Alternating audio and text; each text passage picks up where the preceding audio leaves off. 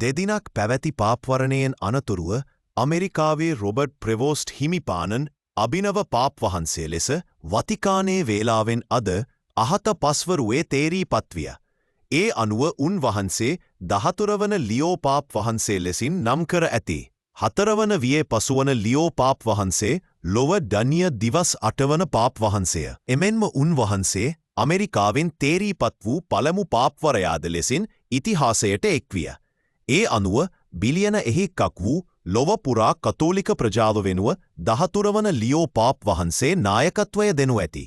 ශුද්ධෝත්තම Francis පාප් වහන්සේගේ ස්වර්ගස්ථවීමෙන් අනතුරුව අභිනව පාප් වහන්සේ තෝරාගනු ලැබිය. 800 හැවිරිදි වියේ පසු වූ ෆ්‍රැන්සිස් පාප් වහන්සේ ඉකුත් අප්‍රේල් 21 වනා වතිකානයේ කාසා සෑන්තා මාර්තාහි පිහිටි උන්වහන්සේගේ නිවසේදී ස්වර්ගස්ථ විය. ඒ පෙරදිනේ දිනේ වතිකානයේ ශාන්ත පීතර බැසිලිකාවේ පැවැති පාස්කු දේව මෙහෙයට උන්වහන්සේ එක්වීමෙන් අනතුරුව